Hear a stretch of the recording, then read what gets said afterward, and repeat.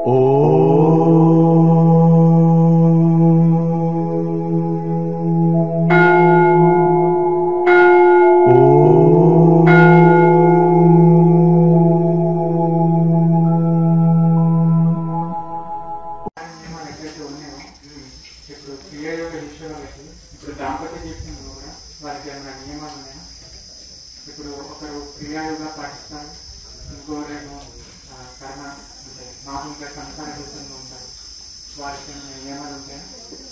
మన సాధన తీవ్ర స్థాయి అయినప్పుడు కుటుంబంలో మన సంకల్పం ద్వారా కుటుంబంలో వ్యక్తులు కూడా మారగలుగుతారు. ఒక సంకల్పంతో మనము ఎలా అంటే మన జీవన విధానంలో మార్పు వచ్చి మనం ఆహారంలో వ్యవహారంలో మార్చుకొని మనలో శాంతత ప్రశాంతత ఆనంద స్థితిని మనం గడపగలిగినప్పుడు మనలో మార్పు చూసి ఇతరులకు కూడా ఎప్పుడైనా ప్రతి మనిషికి ఎప్పుడొకసారి అశాంతి వస్తుంది కదా, బాధ కలుగుతుంది కదా. ఒకసారి మగవాళ్ళు వస్తున్నారు, పురుషులు వస్తున్నారు, సాధన చేస్తున్నారు. అమ్మగారు రాలేదు, ఏదో ఆమెకు అవగాహన లేదో తెలియకను వాళ్ళ ఇంట్లో అమ్మలో నాయన చనిపోయినప్పుడు ఎప్పుడో ఒకసారి బాధలు వస్తాయి కదా. వాళ్ళు డిప్రెషన్ లో ఆటోమేటిక్ గా ఈయన ఇంత శాంతిగా ఉంటున్నాడు ఇదేదో అని మెల్లగా ఎప్పుడో ఒకసారి మీకు వస్తారు. మీరేం చేస్తున్నారంటే నా అందరినీ నేను ధ్యానం చేసుకుంటే సాధ్యం అన్నట్టు మగవాళ్ళు అవగాహన కలిస్తారు ఇంటికాడ అర్థం కదా. అమ్మగారు వస్తున్నారు, సాధన చేసిపోతున్నారు, అయ్యగారులను పట్టించుకుంటలేదు, అయ్యగారులు వస్తున్నారు, అమ్మగారులను పట్టించుకుంటున్నారు. అట్లా కాకుండా ఒకవేళ వినేవాళ్ళు ఉంటారు చెప్తే కొంత అవగాహన కలిగి వస్తుంది. ఇద్దరు భార్యభర్తలు సాధకులు అయినప్పుడు చాలా సంసారం చాలా బాగుంటుంది ఇంట్లో ఉంటారు. అట్లనే అలా కనుక ఇల్లే స్వర్గం ఇల్లే నరకం తెలుసుకుంటే అవగాహన లేని జీవితం నరకము, అవగాహనతో ఉన్నది స్వర్గం. కనుక అవగాహన కలిగారు. ఒకవేళ ఏదంటే అనుకోండి ఆయన మీ సాధన మీరు చేసుకుంటుంటే కొంతకాలానికి ఆ ప్రభావం వాళ్ళలో మార్పు తీసుకొస్తుంది. ఎప్పుడు సంపూర్ణంగా ఎవరికి వాళ్ళు మారినప్పుడే ఇతరుల మీద ఆ ప్రభావం చూపుతుందే తప్ప అర్థం కదా. మనం వ్యక్తిగా మారినప్పుడు వాళ్ళని మారమంటే వాళ్ళు మారడానికే సిద్ధంగా లేరు. అర్థం కదా.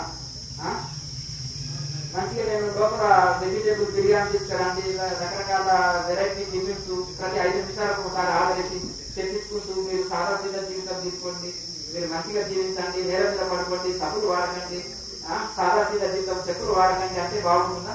నేను 100 పాటించినప్పుడు మీరు ఒకటైనా ఆలోచన చేస్తారు అంతేనా కదా.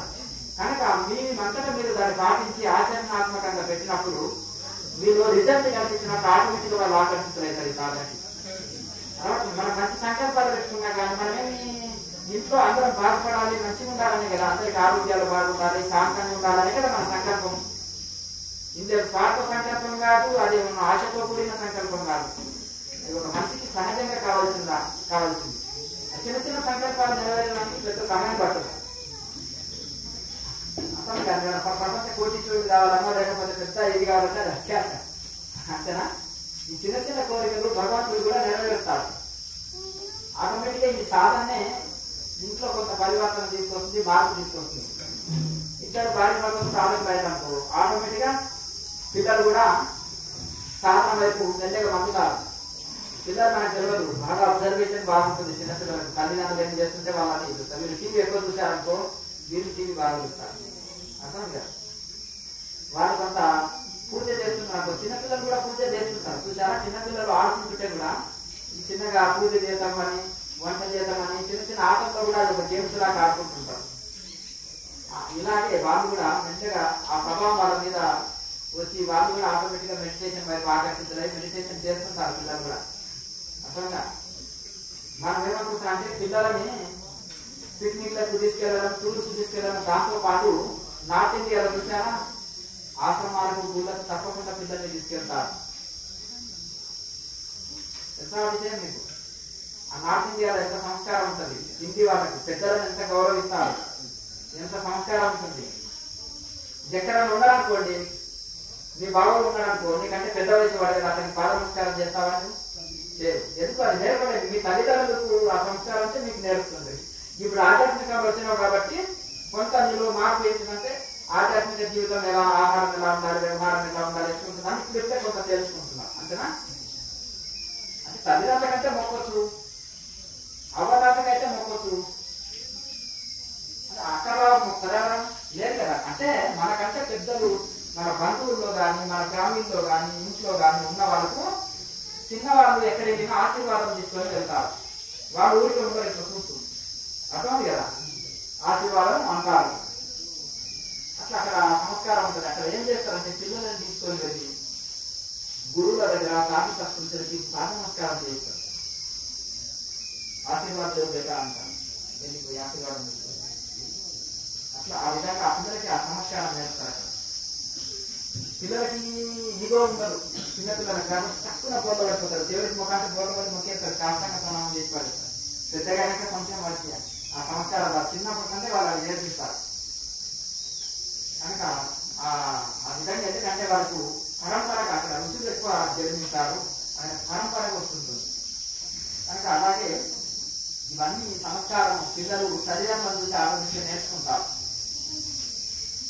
కనుక మీరు వ్యక్తిగా ఎవరైనా చెట్టు చూసి మారడానికి అవకాశం ఉంటే వాళ్ళు ఫోర్స్ చేయదు, అవగాహన చేయాలి. దీని వలన ఆరోగ్యం ఉంటుంది, మనశ్శాంతి ఉంటుంది. ఎట్లా ఇప్పుడు కాలమాన పరిస్థితుల్లో ఇప్పుడు వచ్చే సమస్యల్ని అవన్నీ మనం తట్టుకోగలుగుతాం, మెల్లగా అవగాహన చేయించాలి. ఒకసారి అలాంటి కార్యక్రమంగా తీసుకున్నాం, సాధన చేయకుండా అలా కూర్చోవాలన్నా అప్పుడు ఏం చేసేస్తారు, వీళ్ళందరినీ చూసినా ఇంతమంది ప్రాక్టీస్ చేస్తున్నారు కదా, అమ్మగారితో ఆమె ఫ్రెండ్షిప్ చేస్తారు. ఆమె ఎంతకాలం చేస్తున్నారు, బెనిఫిట్ ఏంటి అంటే ఆయన నేను ఏదో కొంచెం లూజ్ అనుకున్నాను, ఇదేం లేదు కొంచెం మంచిదే బెనిఫిట్ ఉంది అని ఆమెకు నమ్మకం కలుగుతుంది. ఎందుకంటే భర్త చెప్పేది భార్యకి నెగ్లెక్ట్, భార్య చెప్పేది భర్తకి నెగ్లెక్ట్ ఉంటుంది కొన్ని విషయాలు. అంతేనా కదా, కొన్నిసార్లు వింటాం కదా, అన్ని వినం, అంటే చెప్తుందా వినం కదా, ఏదో బిజీ బిజీ అవుతుందో లేకపోతే ఇంకేదో అంట. మెల్లమెల్లగా ఈ వైపు వాళ్ళు వచ్చి మెల్లగా ఈ వైపు అందుతారు. ఆటోమేటిక్గా మనకు వ్యక్తిగా మనం సాధన చేసుకుపోతుంటే ఆటోమేటిక్గా పట్టుబట్టిపోయి ఈయన లాగడం తీసుకొచ్చారు.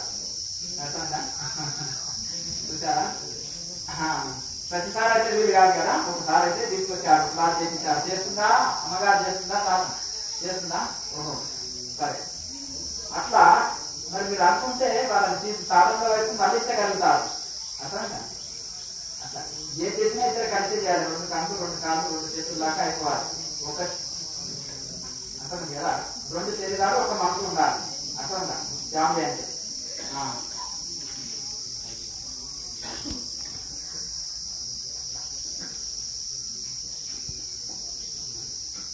అంటే నేను చిన్న వయసు నుంచి 12 ఏళ్ళ మధ్య నాకు ఇట్లా మీరు చెప్పే విధానంగా నేను ఇంతవరకు చేయలేదు అనమాట. నేను నామస్మరణ మాత్రమే చేస్తాను. అదంటే నేను ప్రాక్టికల్ గా విగ్రహారాధన చేస్తా ఉంటాను. తర్వాత అది మనసు భగవంతుని స్మరణ మనసులోనే స్మరించేది ఎక్కువగా చేస్తా ఉంటాయి. కానీ ఏమైందంటే కొంత బ్యాక్ పెయిన్ రావడం కానీ వైబ్రేషన్ రావడం కానీ ఎక్కువైపోయి, సో అంటే వెనక్కి అలాగనే పడిపోతా ఉంది. సో ఆపేస్తుంది. కానీ ఇప్పుడు ఏమవుతుందంటే ఎక్కువ నాకు కావాల్సింది నామస్వరం మీదే, భగవంతుని నామస్వరం మీదే పెడతాను మనసు అంతా. ఈ విధంగా నాకు పెట్టడం వల్ల మొదటిసారి వచ్చారు కదా, సరే చిన్నప్పటి నుంచి ఏదో మీ జన్మ సంస్కారం చేత పూజను నామస్మరణో జపమో ఏదో చేస్తున్నారు, మంచిదే కదా, ఇది ఒక ఆధ్యాత్మికంగా గడుపుతున్నారు. అలా ఇప్పుడు సమస్య అది కాదు. నాకు స్మరిస్తూ ఉంటే దాంట్లో ఉండే అదేమో తెలియదు, నరాలు బిగించుకోబోతుంది, అటు ఇటు తల ఆడుతుంది, వైబ్రేషన్ లాగా అవుతుంది, వెన్నపూస మధ్యలో వేడిపోతుంది. అంటే ఏదో ఒక భయంకరమైన ఒక అరుపు లాంటివి వస్తాయి. తప్పకుండా యోగాభ్యాసం ఉండాలి. ఆ అరుపులు వస్తూ ఉంటాయి. మళ్ళా వచ్చినాక కొంత ఒళ్ళంతా అట్లే బిగిసుకోబోతుంది. కానీ అదే ఇష్టం అవుతుంది, ఆ నామస్మరణమే ఇష్టం అవుతుంది. ఆ విధంగా నామస్మరణ వద్దని ఎవరు చెప్పారు, జపం వద్దని ఎవరు చెప్పారు? ఈ పూజ యజ్ఞము కర్మకాండలు ఒక స్థితి వరకే, కనకపట్టినంత వరకు చిన్నపిల్లలు గోరమాలు నేర్చుకున్నంత వరకు ఏబిసిడి నేర్చుకున్నంత వరకు ఒక స్థితి వరకే. ఎప్పుడు ఒకటి పరిస్థితులు కూర్చుంటే పీజీపీసీడీ వరకు ఇప్పుడు వెళ్తారు. నవవిధ భక్తిలో శ్రవణం, కీర్తనం, స్మరణం, పార్వతీయం, అర్చనం, వందనం, దాస్యం, సఖ్యం, ఆత్మ నివేదనం వరకు వెళ్ళాలి కదా. మరి నాగపుత్ర వారి ఎవరు? సనత్కుమారుని శిష్యుడు. సనత్కుమారుడు ఎవరు? పూర్వం దేవుడు, కనక సనాతనుడు, పూర్వం దేవుడు. మరి ఒక యోగి శిష్యుడిని యోగిని మారుస్తారు. కాకపోతే లోపల యోగాన్ని ఆచరించి ఆయన బయటికి భక్తిని ఎక్కువ వ్యాప్తి చేశారు. భక్తి అంటే ఏంటిది? అలంకరణ ఆడంబరం కాదు ఇక్కడ శరణాగతి శరణాగతి అంటే ఇక్కడ. అయితే ఈ విధంగా పూర్వంలో ఇక్కడ ఈ దగ్గరలో ఈ ప్రాంతంలో ఒక 20-30 మంది పరమ భక్తులు రామదాసు, కృష్ణదాసు, వెంకటదాసు అని ఇట్లా వాళ్ళ పేర్లు ఉంటాయి. వాళ్ళు ఎలా అంటే వాళ్ళు ఎంత పెద్ద యోగులు అంటే వాళ్ళ తత్వాలు వాళ్ళు రాసిన తత్వాలు ఉన్నాయి కదా, వాళ్ళు ఒకటే చదివారు కానీ వాళ్ళ తత్వాలు చూస్తే హై లెవెల్లో ఉన్నాయి. ఇంకా సన్యాసులు కూడా దాని అర్థం చెప్పలేదు, అంటే తపస్సు లేని వాళ్ళు. మరి ఆ లెవెల్లో వాళ్ళు యోగ శాస్త్రాన్ని, నాడీ పరిజ్ఞానాన్ని ఆ స్థితిలో రాశారు. మరి వాళ్ళు బయటకు చూస్తే వాళ్ళని భక్తులే అనుకుంటారు ఇక్కడ నార్మల్ పీపుల్. ఎందుకంటే వాళ్ళు భజన్స్ నామస్మరణ గురించి రాశారు కదా, కొన్ని తత్వాలు కూడా రాశారు అందులో. కానీ మాకు మాత్రం వాళ్ళలో ఒక గొప్ప యోగి కనిపిస్తారు, మిగతా వాళ్ళకు సామాన్య భక్తులు కనిపిస్తారు వాళ్ళలో. అయితే వాళ్ళు యోగి కం భక్తులు, ఈ రెండు అట్లా. అంటే వాళ్ళు సంకీర్తనకారులు, యోగులు, భక్తులు, ఇవన్నీ టాలెంట్స్ వాళ్ళలో ఉన్నాయి. యోగ శాస్త్రంలో పరిపూర్ణత చెందకపోతే ఆ తత్వాలు వాళ్ళు రాయలేరు. ఏ విధంగా యోగపరమైన ఆ పరిజ్ఞానం చెప్తున్నారు కదా, అందులో ఉన్న ఆ నాటి పరిజ్ఞానం, ఆ యొక్క అనుభూతులు, ఎక్స్పీరియన్సెస్ ఉన్నాయి కదా, ఆ యోగి ఎక్స్పీరియన్సెస్ అన్ని. ఒక యోగి పొందే ఎక్స్పీరియన్సెస్ వాళ్ళు తత్వాల రూపంలో రాశారు. దాన్ని బట్టి ఒక పరిపూర్ణమైన యోగి వారిలో మాకు కనిపిస్తారు. కనుక నారదుల వారు భక్తిని డెవలప్ చేసిన ఆయన చాలా గొప్ప యోగి. ఎందుకంటే సనకసనందనం దగ్గర శిక్షణ తీసుకున్నారు. సనత్ కుమారులు పూర్వ యోగులు, ఎప్పుడు 16 వయసు వాళ్ళ వయసులో మారుతున్నారు. అన్ని యుగాల్లో వాళ్ళ వయసు అంతే, వాళ్ళ సృష్టికి పూర్వం యోగులు. కనుక ఈ విధంగా మనకు యోగం అనేది ఇప్పుడు ఆరోగ్య పరిస్థితిలో తప్పనిసరి. ఎందుకంటే గొప్ప గొప్ప యోగులు కూడా విచారణ, ధ్యానం, యోగం ఈ మూడింటిని ఒప్పుకున్నారు. విచారం అంటే వేదాంత విచారణ తప్పనిసరి ఉండాలి. రమణ వాడుతున్నారు, ఈశ్వరుడు నా హృదయాన్ని లాగాలి, ఇక్కడ కూర్చోబెట్టారు, నా తండ్రి ఈశ్వరుడు అంటారు. ఆయన శరణాగతి భక్తి ఉంది, ప్లస్ వేదాంతం విచారణ, వేదాంత విచారణ ఉంది, రెండు ఉన్నాయి కదా. మరి ధ్యానం చేస్తున్నాడు, గొప్ప విచారణ వేదాంతులు విచారణ అంటారు, కానీ అక్కడ ధ్యాన యోగం కూడా ఉంది. చూసారా, ఇప్పుడు రమణ వాడుతున్న అది రామకృష్ణ పరమస్తున్నారు, ఇది భక్తిలో ఉన్నాడు, ప్లస్ ధ్యానం 12 సంవత్సరాలు ఆయన నిరంతర తపస్సు ధ్యానంలో ఉన్నాడు. సోదాపురి ద్వారా అద్వైత సాధన అందుకున్నాడు ఆయన. కనుక మనం సరే గత జన్మ సంస్కారం చేత మనం పూజను, నామస్మరణము, ఈ ఆధారం భక్తిలోకి వస్తాం. కానీ దాన్ని ఇంకా పరిపూర్ణంగా చేయాలంటే ఇప్పుడు సిమెంట్ మంచిది, అంత కెమికల్ వేస్తే ఎంత స్ట్రాంగ్ అవుతుంది, బ్రిడ్జిలు కూడా నిలబడతాయి. అర్థం కాదు, వాటర్లో కూడా బ్రిడ్జిలను మనం ఇది చేయొచ్చు. కనుక అలాగే ఈ భక్తికి యోగము, విచారణ ఈ రెండు తోడైతే అక్కడ మనం ఇప్పుడు గంటల తరబడి ధ్యానం చేయాలి. శరీరం సాగించాలి కదా, వెనుకలో నొప్పి వస్తుంది, కాళ్ళలో నొప్పి వస్తుంది, వాడిపోతాం, మత్తులోకి వెళ్ళిపోతాం, దీలో పడిపోతాం. అప్పుడు చక్కగా ఎక్కువసేపు సాధన చేయలేదు. కనుక మరి సాధన చేయాలంటే తప్పకుండా ఈ కాలమాన పరిస్థితుల్లో పూర్వకాలమే యోగం ఉండాలని ఋషులు చెప్పారు. ఈ కాలానికి తప్పనిసరి ఉండాలి. ఎందుకంటే ఇక్కడ ఈ కాలంలో పెస్టిసైడ్స్ తోటి చేసుకునే ఫుడ్, గాలి కలుషితం, నీరు కలుషితం, వాయువు కలుషితం. ఈ యోగం ద్వారా, ఈ ప్రాణాయామం ద్వారా మనసు వికాసం చెల్లించకుండా నిశ్చలంగా ఉంటుంది, నాడి మండల శుద్ధి అవుతుంది, శరీరం గంటల తరబడి మన జపతపాలు చేయగలుగుతాం. కనుక ఈ వాయువుతో శక్తి పొందుతుంటాం మనము. కనుక ఇంకొకటి కబీర్దాస్ అంటారు, మాల చేతిలో జరుగుతుంది, నాట నోట్లో జరుగుతుంది, మనసు దేశం అంతా జరుగుతుంది, ఆ జపం వలన లాభం లేదు అంటారు. మరి ఏ జపం చేయాలి? మానసిక జపం, వాచిక, ఉపాంశు, మానసికం 3 రకాల జపాలు. సాకార పూజ, మానసిక పూజ, ఆత్మ పూజ 3 రకాలు ఉంటాయి. సాకార పూజ బిగినింగ్ స్టేజ్ లో చేస్తారు, అయ్యా మాట్లాడకండి, బిగినింగ్ స్టేజ్ లో ఉంటుంది. మానసిక పూజ అంటే మనసు ద్వారానే అన్ని వస్తువులని ఆహ్వానించి మనసు ద్వారానే భగవంతుడి పూజ చేసేది మానసిక పూజ. ఆత్మ పూజ యోగులు చేస్తారు, జ్ఞానం చేస్తారు, ఈ ఆత్మనే భగవంతుడిగా. అయితే ఉపాంశు అంటే వాచికం అంటే స్టార్టింగ్ లో జపం తీసుకున్నప్పుడు గట్టిగా ఉచ్చరిస్తుంటారు. జపం పూజలో కొత్తగా ఉపదేశం తీసుకున్నారు పక్కింటి ఆయన, 4 గంటలకి కనుక స్టార్ట్ చేస్తారండి జపం, అందరికి వినిపిస్తుంటుంది. అట్లా ఆ విధంగా కొత్త భక్తులకి నామాలు ఎక్కువ అంటారు, అలంకారంలో కూడా ఎక్కువ స్టార్టింగ్ లో. అట్లా ఆ విధంగా తర్వాత కొన్ని రోజులకి రూపాంశగా అయిపోతుంది, తెలుగులోనే జపం చేసుకుంటాడు. అంతేనా, గురుకున్నట్టు. అర్థం అట్లా గురుకున్నట్టు లోనలోనే తెలుగులోనే జపం చేసుకుంటారు. ఇంకా కొంతకాలానికి మానసికంగా సైలెంట్ గా లోపల జపం సాగుతుంటుంది. ఇది మానసిక జపం అంటారు. అందుకనే ఉపాంశ కంటే అంటే వార్షిక జపం కంటే మానసిక జపం, మానసిక జపం కంటే అంటే ఉపాంశ జపం కంటే మానసిక జపం గొప్పది. అంటే మొదలు వాచికము, తర్వాత వీటికంటే మానసిక జపం అనేది ఉత్తమం. ఇప్పుడు మీరు 1, 2 తరగతి నుంచి పీజీ చేసే వరకు వెళ్ళినట్టుగా కనుక నవవిధ భక్తిలో ఆత్మ నివేదనం అంటే పతంజలి మహర్షి చెప్పిన సమాధి స్థితి, అలాగే ఈ యొక్క వశిష్ఠుల వారు చెప్పిన తురియ స్థితి, ఆత్మ నివేదనం ఇవంతా ఈక్వల్. వీటిని సమన్వయం చేసుకోగలగాలి. కొద్దిపాటి పదాలు వేరు కానీ స్థితి ఒకటే. అంటే నేనేమనుకుంటున్నానంటే బండ్లు పోవచ్చు, బస్సులో పోవచ్చు, ఎక్కడైనా పోతుంటే నామస్మరణతో చేసుకోవచ్చు. ఇక్కడ కూడా దైవ భావన కలిగి ఉండాలంటారు. ఇక్కడ ఒక రాజస్థాన్ మీరు వినాలి, లాయనాశ కూటస్థ దృష్టి కలిగి ఉంటుంది. దైవ భావనతో అన్ని పనులు చేయాలి. దైవ భావన నుంచి ఇప్పుడు నామస్మరణ అంటున్నావు, నామస్మరణలో తెలుగు భావన మనసు భావన చేయాలి. మీరు దైవ స్థితిని అన్ని కలపాలి. బ్రహ్మ భావనతోటి, ఆత్మ భావనతో, బ్రహ్మ భావనతోటి, భగవంతుడి భావనతోటి.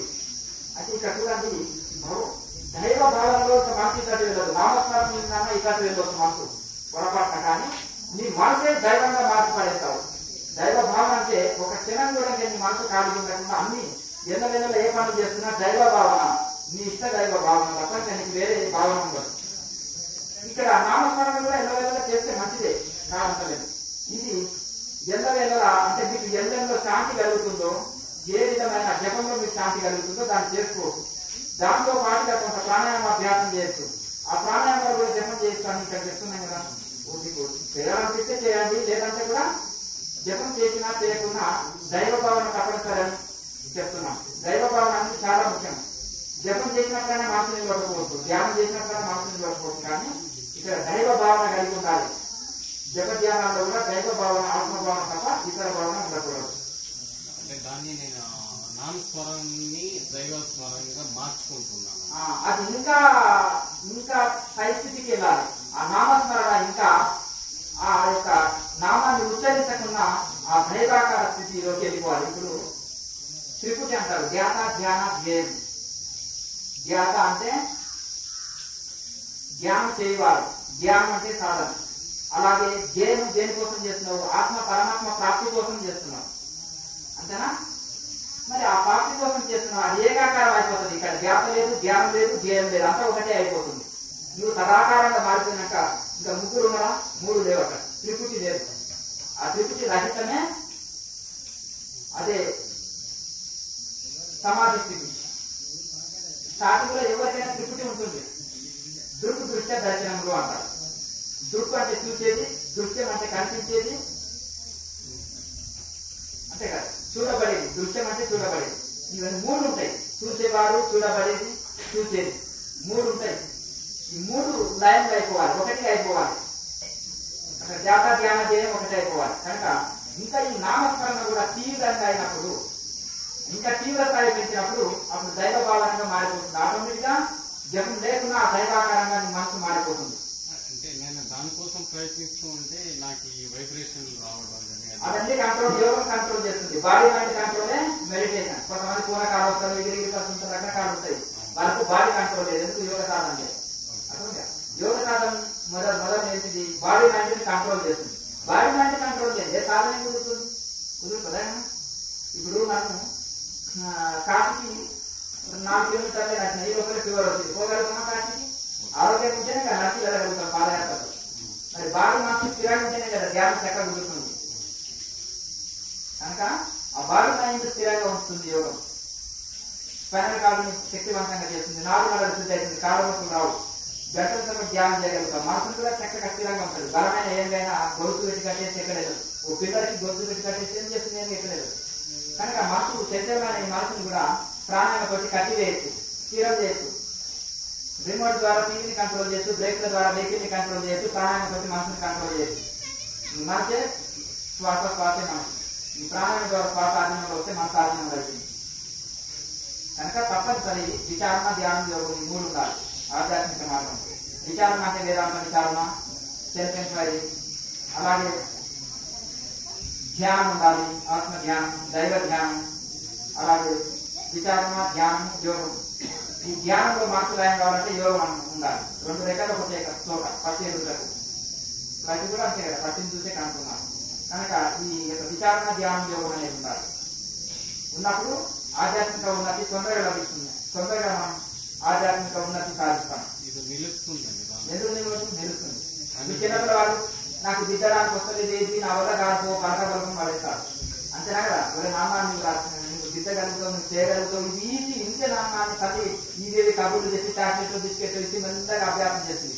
ఆ మెల్లగా వారికి దిద్దినాక ఒక ఏది రాసినాక కాన్ఫిడెన్స్ వస్తుంది, ఓహో నేను కూడా రాయగలనని. అలా అలా అభ్యాసం చేసుకొని వస్తుంది కదా. నా రాదనుకుంటాడా చెప్పండి. అందరి పిల్లలు దిద్దుతున్నారు అనుకో, ఇతను కూడా వెళ్తారు. అందరూ మూలమాలు దిద్ది కొన్ని రోజులు తిరిగి నేర్చుకుంటారు అంతేనా. అతని పిల్లలకి ఇంట్రెస్ట్ వస్తుంది స్కూల్లో వెళ్ళినప్పుడు పిల్లవాడికి అంతే కదా. మెల్లమెల్లగా ఆసక్తి, చదువు మీద ఆసక్తి కలుగుతుంది. మొదలు ఆసక్తి ఉండదు, మెల్లమెల్లగా ఆసక్తి కలుగుతుంది. కానీ ఇంట్లో టిఫిన్ రెడీ కాకుండా నేను మళ్ళీ వచ్చి తింటాను, నేను వెళ్ళాలి, నాకు టైం అయింది అని బ్యాగ్ తీసుకొని వెళ్తాను అంటారు పిల్లవాడు. అంటే అంత శ్రద్ధ పెరిగింది స్కూల్లో అవునా. అంటే అందులో అతనికి ఆసక్తి కలిగినంత వరకే కష్టం. ఆసక్తి కలిగి యూత్లో పిల్లవాడు స్కూల్కి వెళ్ళడం అభ్యాసం అయింది అనుకో, వెళ్ళినంత వరకు ఏడిపిస్తారు తల్లిదండ్రులు. వెళ్ళిన తర్వాత ఆటోమేటిక్ ఇంకా బ్యాగ్ తీసుకొని స్కూల్ బస్ వచ్చిందంటే పరిగెత్తుతూనే ఉంటాడు అంతేనా. అసలు అందులో రూట్ దొరకాలి అతను. 4 ఏళ్ళు ఇప్పుడు గురువు లేని విద్య గుడ్డి విద్య అంటారు అర్థమైంది కదా. ఎన్ని 20, 50 ఏళ్ళు చేసిన వాళ్ళు ఉన్నారు సాధన. ఇక్కడికి 50 ఏళ్ళు సాధన చేసి వచ్చి హీరో బెనిఫిట్ పొందిన వాళ్ళు వితిన్ 2 years లో సింగిల్ సిట్టింగ్ 80 ఏళ్ళ వృద్ధులు, 75 సంవత్సరాల వృద్ధులు పద్మాసనంలో 7 గంటలు నువ్వు కూర్చోగలుగుతావా? మరి ఆ వృద్ధులకు ఎట్లా సాధ్యమైంది? వాళ్ళకు ఒక తపన, ఇన్ని రోజులు నేను మిస్ అయినానే, అయ్యో నా జీవితం అంతా వేస్ట్ చేసినానే అని వాళ్ళకు ఒక తపన. అన్ని సంవత్సరాలు చదివారు, అన్ని ఇది చేశారు, ఎక్కడెక్కడో తిరిగారు, ఏదేదో సాధనలు చేశారు, రైతు మెడిటేషన్ దొరకదు కాబట్టి. మరి ఆ తపనతోటి వాళ్ళు ఆ స్థితి కలిగి ఎందరో ఉన్నారు. అంటే ఆ తపన, ఆ యొక్క లోపల ఒక తపన, ఆహారంలో మార్పు చేసుకోవాలి, నేను ఈ జన్మల్ని సాధించాలని ఒక తపన ఉండాలి, వైరాగ్యం కలిగి ఉండాలి, యమనియమాలు పాటించాలి.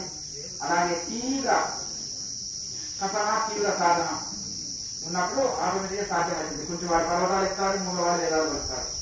ఎప్పుడు ఆ తపన ఉన్నప్పుడు ప్రాణాయామం చేసి నేను అనుకున్న విధానంగా మీరు కొత్తగా వచ్చింది కదా. ఇప్పుడు కొత్తగా వచ్చింది కనుక నేను చేయగలుగుతానా, నేను ఇది అవుతుందా, సాధ్యమవుతుందా, ఇన్ని రోజులు నేను కూర్చోలేకపోతున్నానే సాధనలో, అసలు ఇది అవుతుందా అనేది నువ్వు విసిగిపోయావు ఆ విషయంలో. ఇప్పుడే కొత్తగా వచ్చినావు కదా, ప్రారంభిస్తూ ఒక 1 month కంటిన్యూ చేయక్రియ, 1 month లో నీకే రిజల్ట్ తెలుస్తుంది. ఎక్కువగా ఉంది, అన్ని కంట్రోల్ అయితే బాబు. నువ్వు ఎంత 70-80 ఏళ్ళలో బాడీ మైండ్ కంట్రోల్ చేసేసిన వాడు, నువ్వు ఎంత 25 ఏళ్ళ కుర్రవాడి, 30 లోపు ఉంది నీకు అట్లా నీ కంట్రోల్ కదా చెప్పు. 70-80 ఏళ్ళ సంవత్సరాలలో ఇక్కడ సింగిల్ సిట్టింగ్ పద్మాసనంలో కూర్చుంటారు అర్థమైందా. అంటే ఇది అనేది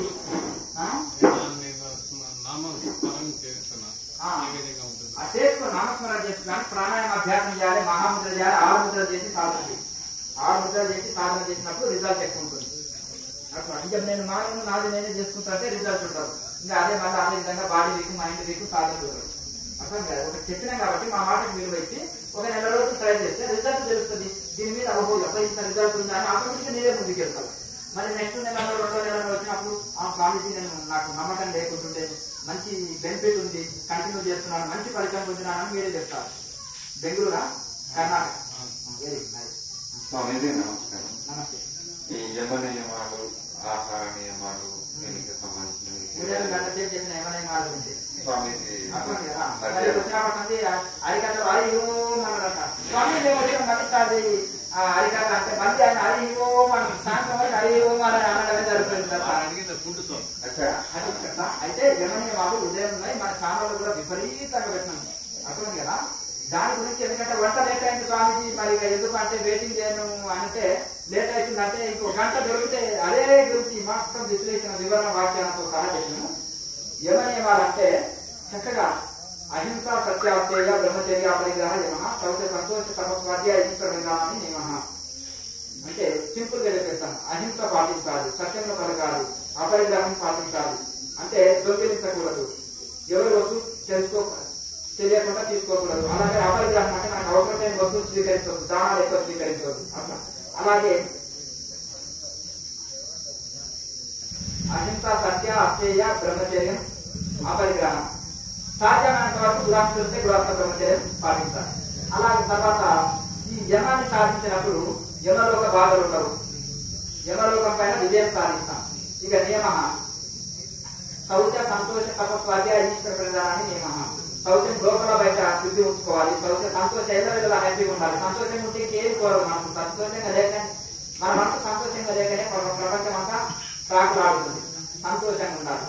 శౌచ సంతోష తప్పించి చేసే ధ్యానం, దైవ ప్రాప్తి కోసం తప్పించి చేసే ధ్యానం తప్పనిసరి ఉండాలి.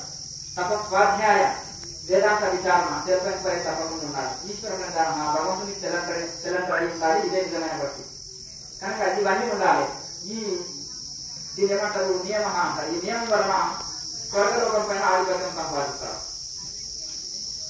కనుక ఈ యమ నియమాలు ఉన్నప్పుడు ఈ యొక్క అష్టాంగ యోగం అనేది ఒక బిల్డింగ్, మోక్ష మార్గం, మోక్ష సాధన అనేది ఒక బిల్డింగ్.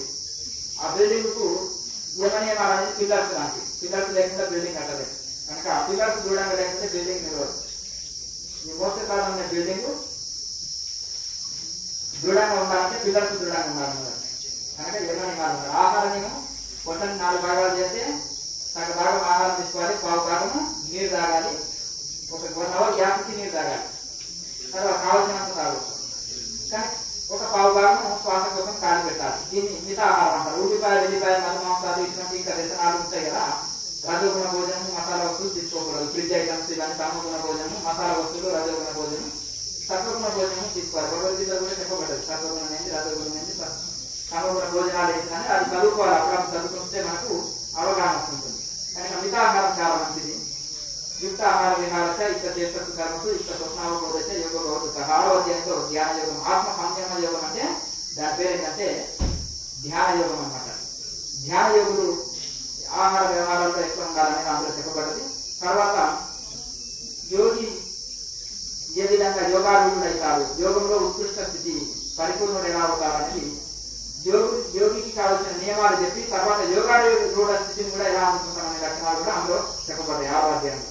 కనుక ధ్యాన యోగానికి సంబంధించిన ఎట్లా కూర్చోవాలి, ఎట్లా ఆసనం వేసుకోవాలి, మనసు ఎక్కడ నిలపాలి, ఎక్కడెక్కడ పరిగెత్తుతుంది, మనసు తీసుకొచ్చి మళ్ళీ ఎక్కడ తీసుకోవాలి, మళ్ళీ భూమధ్యం చూసుకో, మనసు ఎట్లయితే పరిగెత్తిన భూముల మధ్య అందరు కదా, భూమధ్యలో దృష్టి నిలుపుకోండి, సమకాయ శివోద్రిమం మేరుదండాన్ని స్వయం కాడిని చక్కగా ఉంచుకో, ఎక్కువ మెత్తటి వస్త్రం వద్దు, ఎక్కువ గట్టి వస్త్రం వద్దు అని ఇవన్నీ కూడా ఆసనం వేసుకునే కాడ నుంచి మనసు ఎట్లా నిలిపే కాడ నుంచి ప్రతి ఒక్క పాయింట్ ఉంది. ఆహార వ్యవహారాలు కూడా ఎట్లా తీసుకోవాలి యోగి అనేది కూడా ప్రతి పాయింట్ అందులో చర్చించడం జరిగింది. చిన్న చిన్న పాయింట్సే కదా అనుకోని నెగ్లెక్ట్ చేయదు, ప్రతి చిన్న విషయాన్ని చర్చించడం జరిగింది. ఇప్పుడు ఏం చేయాలి, హాఫ్ మైండ్ లో ఏం చేస్తారు, ఎట్లయినా కూర్చోవచ్చు, ఏమైనా తినవచ్చు, ఎట్లయినా ఉండొచ్చు, ఇదేముంది ఆత్మ సాధనకి ఏ నియమాలు లేవు అంటారు కొంతమంది, అంటున్నారండి మధ్యలో.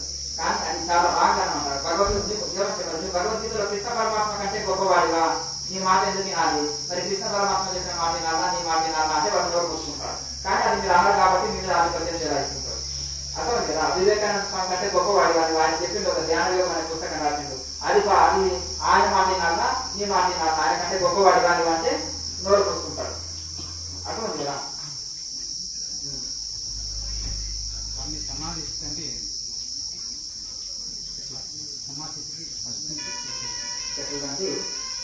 ఇప్పుడు మనసును దాటుకున్న స్థితి, ఇంద్రియాలకు అతీత స్థితి. ప్రతి జీవి ఇంద్రియాలతోటి అనుభవించే సుఖాన్ని చూస్తాడు. మంచిది తింటే నాలుకకు, మంచిది చూసే కళ్ళకు, మంచిది వింటే చెవులకు ఆనందం, శబ్ద స్పర్శ రూప రసగంధాలతో ఆనందం పొందడం అనేది చిన్నవాడు మంచి మ్యూజిక్ ఉంటే కాలు చేతులు ఆడుతుంటాడు, మంచి బొమ్మలు చూస్తే తీసుకుందామని వెళ్తుంటాడు, ఏదైనా ఉంటే తినాలని వెళ్తుంటాడు. చిన్నప్పటి నుండి ఆటోమేటిక్ ఆ చేప గీత నేర్పాలి. ఈ కాలం అంటే ఎంజాయ్ ఎలా చేయాలో నేర్పాలి. చేప గీత నేర్పడం లేదు కదా, పుట్టుకతో అది చేప గీత వస్తుంది. అలాగే ఈ కాలంలో ఆ విధంగా మరి పుట్టుకతో ఇది వస్తుంది కాబట్టి అంత బహిర్ముఖమైన ఇంద్రియాన్ని అంతర్ముఖం చేయడం అనేది నేర్పేయాలి. ఇప్పుడు నేర్పించేది ఏంటంటే అంటే, కానీ ఇప్పుడు జ్ఞాన సెంటర్స్ కూడా ఎట్లా ఎంజాయ్ చేయాలో నేర్పిస్తున్నాయి, చేప గీత నేర్పినట్టు. అర్థమైందా? అది కాకుండా మనసుని ఎట్లా అంతర్ముఖం అయ్యేది నేర్పియాలి ధ్యాన యోగ సెంటర్స్. అంతే కదా. పూర్వ అంగాన్ని సర్వచ అని భగవద్గీత చెప్పింది. కాబట్టి ఏ విధంగా అవయవాన్ని లోటు ముచ్చుకుంటుందో యోగి ఇంద్రియాన్ని అంతర్ముఖం అలా చేసుకోవాలి. దీన్ని ఏమంటారు? ప్రత్యాహారం. ఇంద్రియాన్ని అంతర్ముఖం చేస్తున్నది. అందుకని కాబేలు పేరు ఎందుకు చోటు చేస్తున్నది, కాబేలు విశేషం ఏంటి, భగవద్గీత ఎందుకు చోటు చేస్తున్నది, ఉపమానంగా ఎగ్జాంపుల్ భగవద్గీతలో అంటే కాబేలు గుణం ఏంటంటే నిమిషానికి 3 శ్వాస తీసుకుంటుంది, 400 సంవత్సరాలు జీవిస్తుంది.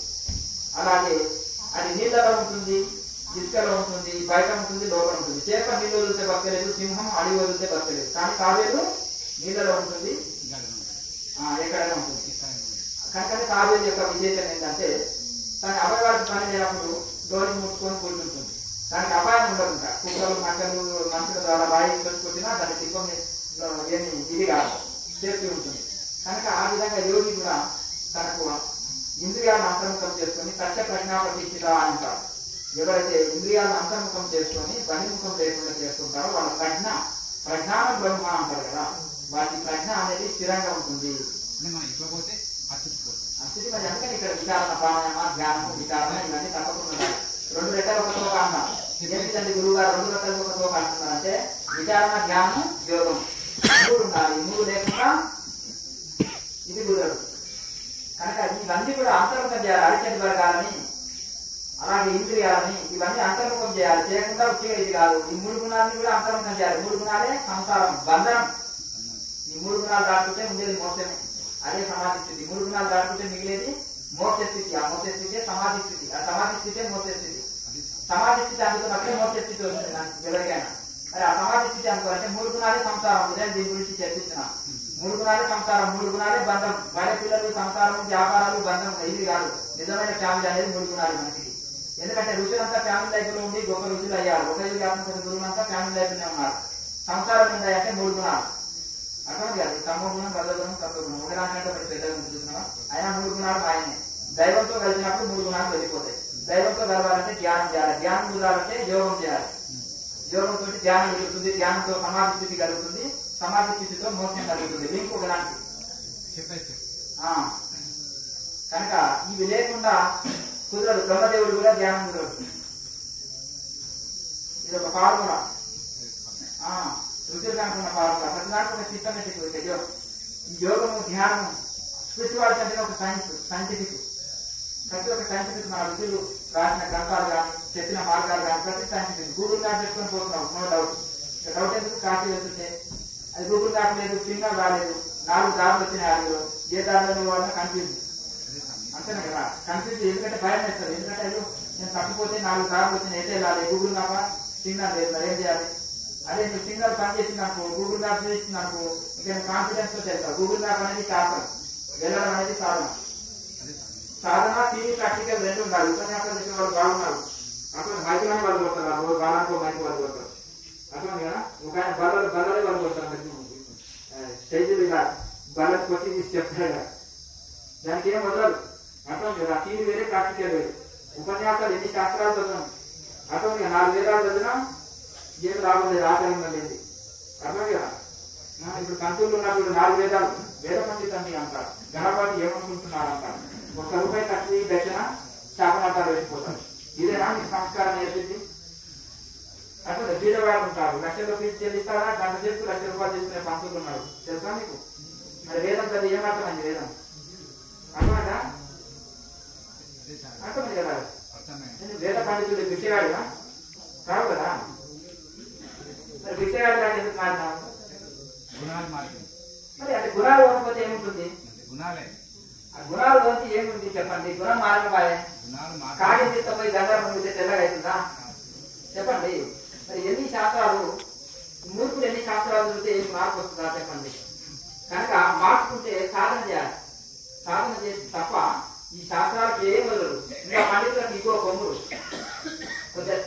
మొట్టమొదటిగా 4 పండితులు వచ్చినప్పుడు అందరికీ ఒకే రకమైన శాప, ఒకే రకమైన దక్షిణ లేకపోతే అయిపోయి శాపను సాధిస్తారు. వాళ్ళకి చప్పట్లు దుప్పట్లు కావాలి. దుప్పట్లు అంటేనేమో చాలు వాళ్ళు చప్పట్లు బాగుంటారు.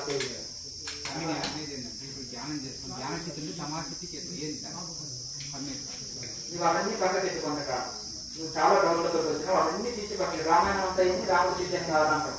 నీకు ఇప్పుడు అర్థమైన స్థితిలో కూడా లేవు. నువ్వు ఉండేది 1వ తరగతి, అడిగేది PhD. అర్థం ఏ గురువు చెప్పండి PhD వచ్చే నువ్వు చెప్పింది తినవా అంటావు. కానీ ఇంకా నేను ఆన్సర్ చేస్తున్నా. ఎందుకంటే ఎందుకు చేస్తున్నా చెప్పండి, తెలుసుకోని అర్థం ఏముంది. అర్థం కదా. నీకు అర్థం కాదు. PG గురించి చెప్పాలనుకోండి, 1వ తరగతి వచ్చిండు సార్, నేను ఇప్పుడు ABCD నేర్చుకుంటా, మీ మాట ఇంటా. అర్థం కదా. ఊరికి 5 ఏళ్ళు అయిందని మా వాళ్ళు కూడా ఇంత పెద్దగా అయినా ఇంకా 3 ఏళ్ళకే వెళ్ళినా మేము స్కూల్కు. 5 సంవత్సరాలు అయిందని తీసుకొచ్చారు. నేను ఏబిసిడి నేర్చుకుంటాను, నాకు ఏం బెనిఫిట్ అంటే ఏబిసిడీలు వచ్చినాక నేను ఫస్ట్ క్లాస్ లో వేస్తాను నాన్న. తర్వాత సార్ అన్నదంట నేను ఇంకా 2వ తరగతి 3వ తరగతి 10th క్లాస్ ఇది చదివినట్టే పీజీ పిహెచ్డీ చేస్తే అప్పుడేంటంటే ఉద్యోగం వస్తుంది అని చెప్పేసి అది ఎట్లుంటుంది సార్, మరి ఆ పీజీ అనేది ఎట్లుంటుంది, ఆ సబ్జెక్ట్ కొంచెం చెప్పు అంటే ఎట్లుంటుంది. ఇది 1వ తరగతి ఏబిసిడీతే మనం నేర్చుకోలేదు, ఆ పీజీ గురించి మాట్లాడితే దానివల్ల లాభం లేదు కదా. కనుక అందుకనే ఇది చెప్పింది ముందర పెట్టింది తిన్నాం అనుకోండి ఇంకా మళ్ళీ వడ్డిస్తారు. అట్లా ముందర మళ్ళీ చదివాం అనుకోండి ఇంకా ఏమి ఇది కాదు కదా. ఆ సాధన చేసినప్పుడు అది ఏంటి అనేది మనకే తెలుస్తుంది, అది ఎలా ఉంటుంది ఏంటి, తినకపోతే రుచులు ఎందుకు. ఆ విధంగా తినకపోతే రుచులు అక్కర్లేదు, ముందర పెట్టి తిన్నప్పుడు అది టేస్ట్ తెలుస్తుంది. సాధన చేసినప్పుడు ఇది మనకు ఆ అనుభవం మనకు స్వయంగా కలుగుతుంది. ఓహో ఇది ఏ స్థితికి వెళ్తుంది అనేది మెల్లమెల్ల మనమే అవగాహన అంచనా మెల్లమెల్లగా వేసుకోవచ్చు. అంతేనా కదా. ఇప్పుడు హిమాలయాలు వచ్చి ఐస్ మౌంటైన్స్ అన్నది ఇవన్నీ మామూలు అడవిలాగానే ఉన్నాయి, మన అడవిలాగా అంటే ఇంకా ముందుకు వెళ్ళాలి కదా. మనం స్టార్టింగ్ లోనే ఉన్నాం, వెళ్తుంటే ఆ లొకేషన్ ఇంకా ముందుకు వెళ్తే ఇంకా ప్రకృతి సౌందర్యం పెరుగుతుంది, ఇంకా చలి పెరుగుతుంది, వాతావరణం ఆహార్యం సౌందర్యం అని మనం అనుకుంటాం కదా. ముందుకు వెళ్ళే కొద్దీ ఇంకా అనేకమైన అనుభవాలు వస్తుంటాయి. ఇంట్లో కూడా సాధన చేసే కొద్దీ లోనికి వెళ్ళే కొద్దీ మనకు ఆ ఎక్స్పీరియన్సెస్ అవే ఇది అవుతుంటాయి. కనుక మొదలు విశాలమైన ధ్యానం యోగం, ఒక అరగంట ప్రాణాయామ చేయండి, అరగంట ధ్యానం చేయండి, 45 minutes క్రియ చేయండి. క్రియ అంటే 6 ముద్రలు, మొత్తం ప్రాణాయామతో కూడిన 6 ముద్రలు, 45 minutes, 15 minutes మెడిటేషన్ చేయండి. 15 minutes 1 hour అయింది, ఉదయం 1 hour, సాయంత్రం 1 hour చేయండి. తర్వాత కొంతకాలానికి మీరు సాధనని పెంచుకోవచ్చు. 2 hours, 3 hours, 4 hours, 5 hours, Telugu దినాల్లో 5-6 గంటలు కూడా చేయొచ్చు. తెలుగు దినాల్లో చక్కగా ఎప్పుడైతే ఆహార నియమాలు పాటించాలి, యమ నియమాలు పాటించాలి, వైరాగ్యం ఉండాలి, తీవ్ర తపన సాధన ఉండాలి, అప్పుడే అది సాధ్యమవుతుంది. ఆహార నియమాలు, యమ నియమాలు, తీవ్ర వైరాగ్యము, శరణాగతి, శరణ్యసి, ఈ జన్మల్నే నేను సాధించాలని ఒక తపన, ఆర్తి.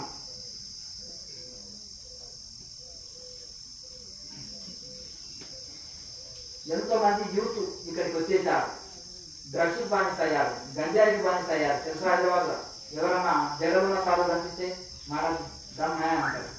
అట్లా ఇట్లా అంటారు, పక్కకు వచ్చే బైక్ వస్తారు, కారు వచ్చి ఆపుతారు.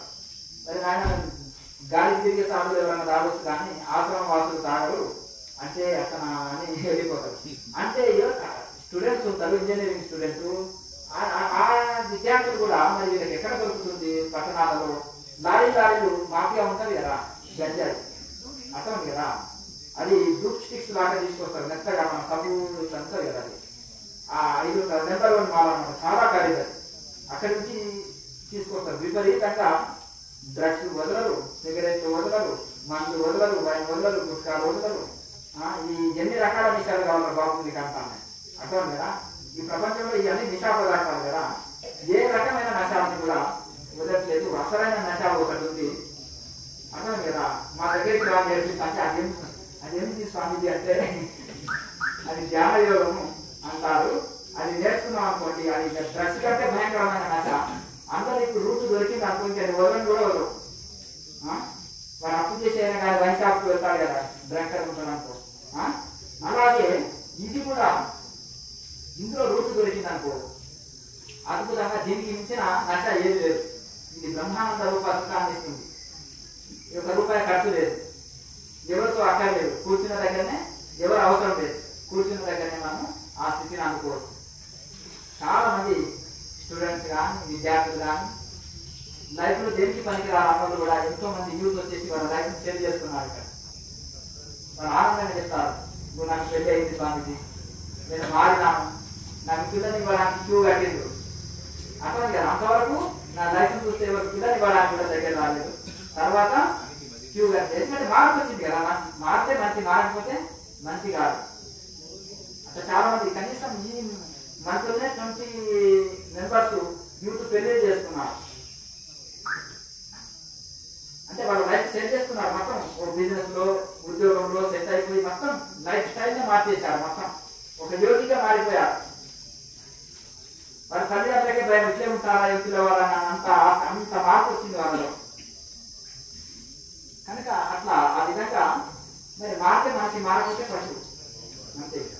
కనుక అట్లా ఆ విధంగా ఒక్కసారి మైండ్ లో తిరిగిందంటే అయిపోయారు. భోగాల వైపు ఆకర్షితులు అయింది, వెళ్ళిపోయారు. కొన్ని సైడ్ ఎఫెక్ట్లు వచ్చి కొన్ని ఎదురు దెబ్బలు తగిలి దాని నుంచి డైవర్ట్ తీసుకొచ్చి మన యోగం వైపు మనిపించాలనుకోండి, ఇందులో బెనిఫిట్స్ చూస్తారు అంతేనా. ఇప్పుడు వాళ్ళ ఆరోగ్యం బాయ, పరువు బాయ, డబ్బు బాయ, అందరితోటి దూషింపబడి ఇక్కడికి వచ్చినప్పుడు అన్నీ వచ్చాయి అతనికి, ఏవి కోల్పోయాలో అవన్నీ వచ్చాయి. అవునా, ఈ బెనిఫిట్స్ వచ్చాయి. ఆటోమేటిక్గా దీనిపై ఆకర్షితులై ఇందులో ఎంతో ఆనందాన్ని అందరూ అనుభవిస్తున్నారు వాళ్ళు. కనుక ఈ విధంగా ప్రతి ఒక్కరు ఇప్పుడు యూత్ చాలా మంది చెడుదారిలో వెళ్ళిపోతున్నారు. రకరకాల చాలా మంది ఇక్కడ యూత్ వచ్చేసి వాళ్ళ లైఫ్ ని మార్చేసుకుంటున్నారు. ఆధ్యాత్మిక అందులో మార్పు వస్తుంది. అంటే వివేకానంద స్వామి ఏం చెప్పారు అర్థమైంది కదా, బలమే జీవనం, బలహీనతే మరణం. బలం అంటే శరీర బలం కాదు, మనోబలం, ఆత్మబలం.